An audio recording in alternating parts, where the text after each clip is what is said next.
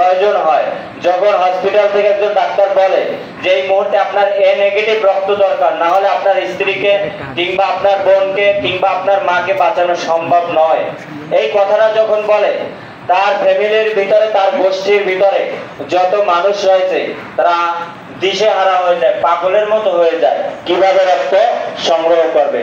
আর তখন যদি এই মানবিক বরগুনা এরই একটি সংগঠন, সহযোগী সংগঠন, রক্তদান সংগঠন ইসলামী ব্লাড ফাউন্ডেশন, অথবা ধরেন এই মানবিক বরগুনাই যদি এক ভাগ ব্লাড ওই মুহূর্তে তাদের কাছে নিয়ে যায় এবং দিতে সক্ষম হয়, তাদের চোখে ভালো দৃষ্টিতে আপনার থেকে এবং এই সংগঠনের থেকে অন্য কোনো ব্যক্তি কিংবা সংগঠন থাকবে না।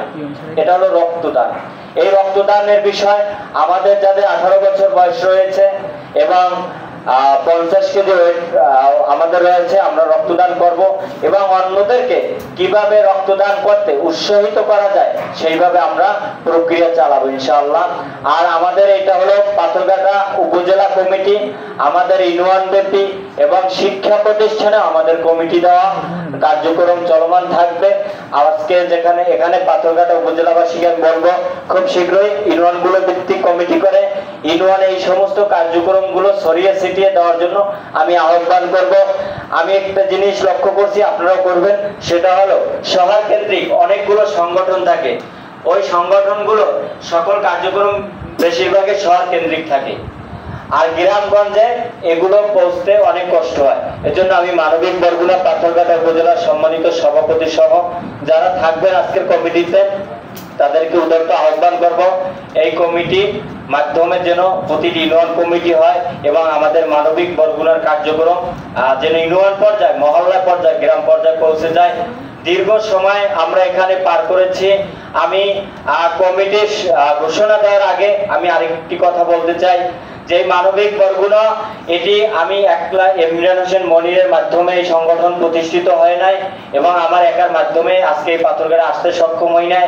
এখানে শতে শতে সহযোদ্ধা ভাই বোন, তাদের অর্জন রয়েছে, তাদের শ্রম রয়েছে, পরিশ্রম রয়েছে এবং দল মত, আমরা আগেই বলছি এটা রাজনৈতিক সংগঠন, সেই হিসাবে এখানে যতগুলো রাজনৈতিক সংগঠন আছে আপনারা তাদেরকে সহযোগিতা নেবেন এবং ইউনো মহোদয় সহ উপজেলা সমাজসেবা আর হসপিটালের, যেমন এই ভাই বলেন তিনি একটি ক্লিনিকের পরিচালক, এরকমের যারা ক্লিনিকের পরিচালক রয়েছে তাদের সাথে সমন্বয় করবেন। আমি যেটা বলতে চাচ্ছি, অসংখ্য উপদেষ্টা এবং শুভাকাঙ্ক্ষীদের মাধ্যমে আমাদের এই সংগঠন আজকে পর্যন্ত এসেছে। আমি তাদের প্রতি কৃতজ্ঞতা প্রকাশ করছি যাদের কারণে আজকে পাথরঘাটা উপজেলায় এসে এত সুন্দর একটি উপজেলা হলরুমে এসে কমিটি পরিচিতি সবাই আসতে পেরেছি, আমি তাদের প্রতি কৃতজ্ঞতা। মানবিক বরগুনা পাথরঘাটা উপজেলা শাখার 2025 সালের জন্য 1 বছরের জন্য এই কমিটি ঘোষণা করতেছি। এই কমিটিতে সভাপতি হিসেবে যিনি রয়েছেন, আজকের যে কমিটি ঘোষণা হচ্ছে সেই কমিটি হলো 17 সদস্য বিশিষ্ট। সভাপতি হিসেবে রয়েছেন সাংবাদিক মোহাম্মদ আরিফ তৌহিদি, একটু সালাম জি। এরপরে সিনিয়র সহসভাপতি হিসেবে রয়েছেন এইচ.এম. মাইনুল ইসলাম, এদেরকে তো অভিনন্দন জানাই জি। আর সহসভাপতি হিসেবে রয়েছেন হাফেজ মাওলানা মোহাম্মদ বেলাল হোসেন সাকিব এবং সহসভাপতি হিসেবে রয়েছেন মোহাম্মদ জামাল হোসেন। সংগঠনের মেরুদণ্ড যাকে বলা হয় সাধারণ সম্পাদক মোহাম্মদ জামাল হোসেন, যুগ্ম সাধারণ সম্পাদক সোহাইব তাহসিন, আসসালামু আলাইকুম, সহ যুগ্ম সাধারণ সম্পাদক নাজমুল ইসলাম সৈকত, সহ সাংগঠনিক সম্পাদক তিনি।